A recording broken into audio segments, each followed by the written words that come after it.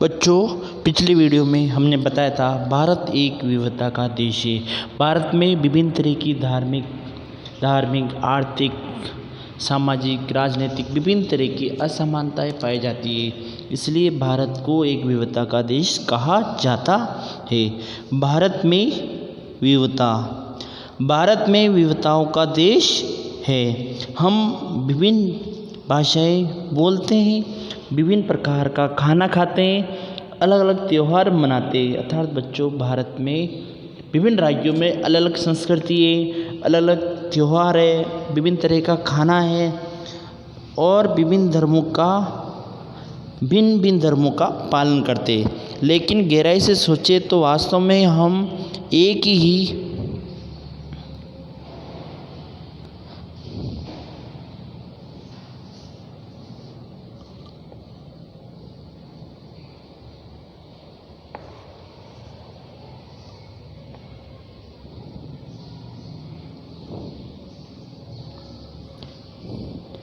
की चीज़ें करते हैं, केवल हमारे तरीके अलग अलग हैं।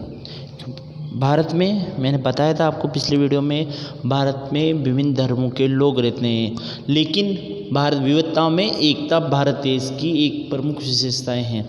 भारत में विभिन्न धर्मों के लोग रहते हुए तो भी भारत की संस्कृति विश्व में एक मानी जाती है। हम विविधता को कैसे समझते हैं?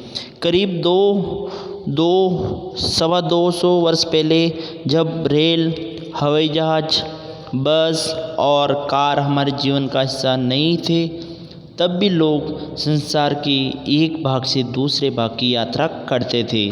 वे पानी के जहाज में, घोड़ों या ऊंट पर बैठकर जाते या फिर पैदल चलकर। अर्थात बच्चों, कहने का मतलब है 200 वर्ष पहले हवाई जहाज बस नहीं थी, तो भी लोग एक स्थान से दूसरे स्थान पर जाते थे। वो जहाज़ के द्वारा, घोड़ों पर या ऊंट पर बैठकर अपनी यात्राएं या पैदल चलकर या अपनी यात्राएं पूरी करते थे।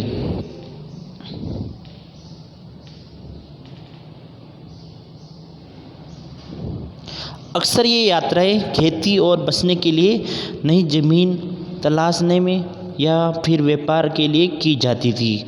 अर्थात बच्चों, ये यात्राएं खेती के लिए या फिर व्यापार शुरू करने के लिए ज़मीन की तलाश में की जाती थी, क्योंकि यात्रा में बहुत समय लगता था।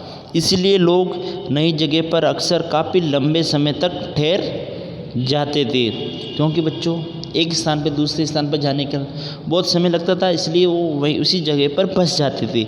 इसके अलावा सूखे और अकाल के कारण कई बार लोग घर बार छोड़ देते थे। उन्हें जब पेट भर खाना तक नहीं मिलता तो वे नई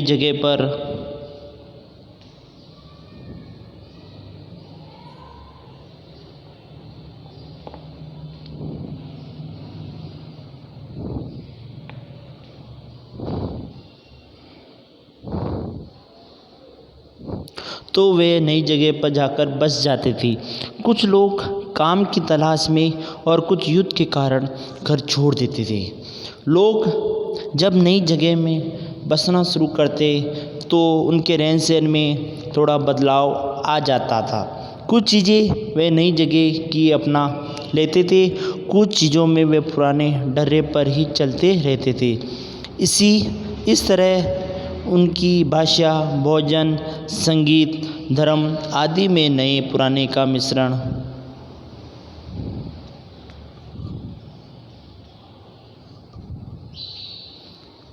होता रहता था। उनकी संस्कृति और नई जगह की संस्कृति में आदान प्रदान होता और धीरे धीरे एक मिश्रित यानी मिलीजुली संस्कृति देखने को मिलती है। कहने का मतलब है, एक स्थान पे दूसरे स्थान पर जाते तो वहीं संस्कृति के अंदर घुल मिल जाते, तो उनको नई संस्कृति का आभास हो जाता था, तो एक नई संस्कृति उभर कर आती है।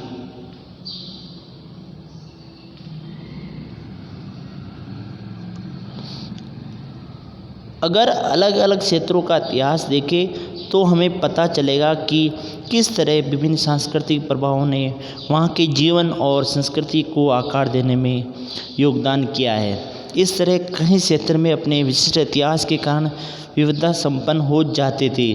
ठीक इसी प्रकार लोग अलग अलग तरह की भौगोलिक स्थितियों से किस प्रकार सामंजस्य बिठाते हैं, उससे भी विविधता उत्पन्न होती है।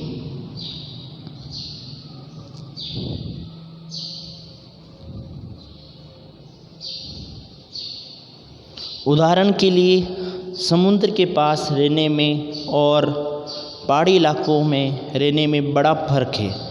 न केवल वहाँ के लोगों के कपड़ों में, खान पान की आदतों में भी फ़र्क होगा, बल्कि जिस तरह काम वे करेंगे वे अलग ही होंगे। शहरों में अक्सर लोग ये भूल जाते हैं उनका जीवन उनके भौतिक वातावरण से किस तरह गहराई से जुड़ा हुआ है। ऐसा इसलिए कि शहरों में लोग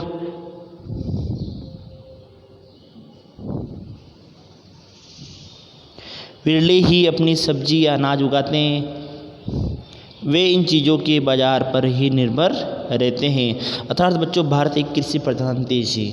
भारत में 75% लोग कृषि का व्यवसाय करते हैं। महात्मा गांधी ने बोला, भारत की आत्मा गाँव में निवास करती है, क्योंकि कृषि ही गाँव में की जाती है और उसका अनाज शहरों में जाता है। उदाहरण के लिए भारत के दो भागों में लद्दाख और केरल के उदाहरण के जरिए ये समझने की कोशिश करेंगे किस क्षेत्र में विविधता पर उसके ऐतिहासिक भौगोलिक कारकों का असर पड़ता है।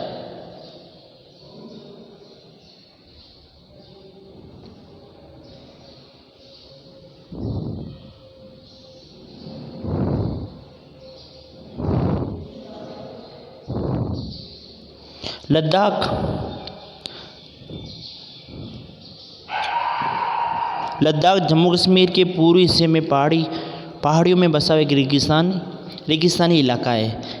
यहाँ पर बहुत ही कम खेती संभव है, क्योंकि इस क्षेत्र में बारिश बिल्कुल नहीं होती। ये इलाका हर समय काफ़ी लंबे समय तक बर्फ़ से ढका रहता है। इस क्षेत्र में बहुत ही कम पेड़ उग पाते हैं और पीने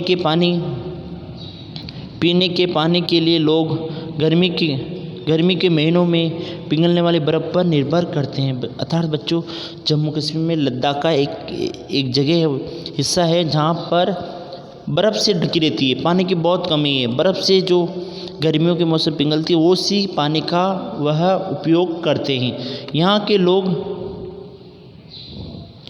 एक ख़ास किस्म की बकरी पालते हैं जिसे पैसिमा ऊन मिलता है। ये ऊन कीमती है, इसलिए पैशमीना शॉल बड़ी महंगी होती है। कश्मीर की शॉल होती है, बहुत महंगी होती है। लद्दाख के लोग बड़ी सावधानी से इस ऊन को इकट्ठा करके कश्मीर के व्यापारियों को बेचते हैं। मुख्यतः कश्मीर में पैशमीना शालें बुनी जाती है। यहाँ के लोग दूध से बने पदार्थ जैसे मक्खन, चीज़, खास तरह का छेना, मांस खाते हैं।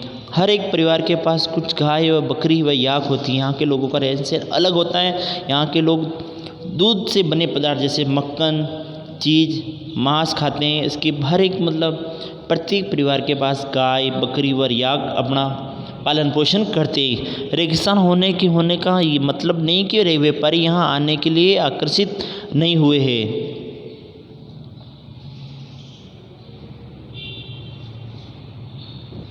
लद्दाख तो व्यापार के लिए एक अच्छा रास्ता माना गया, क्योंकि यहाँ कई घाटियाँ है जिसे गुजरकर मध्य एशिया के काफिले उस इलाके में पहुँचते थे जिसे आज तिब्बत कहते हैं। चीन का हिस्सा है तिब्बत, जिसे तिब्बत कहते हैं। ये काफिले अपने साथ मसाले, कच्चा रेशम, दरिया आदि लेकर चलते हैं। लद्दाख के रास्ते ही बौद्ध धर्म तिब्बत पहुंचा। लद्दाख की छोटा तिब्बत भी कहते हैं। करीब यहाँ का प्रमुख धर्म है बौद्ध धर्म।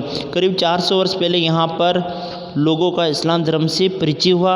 अब यहाँ अच्छी खासी संख्या में मुसलमान रहते हैं। लद्दाख के गानों और कविताओं का बहुत ही समृद्ध मौखिक संग्रह है।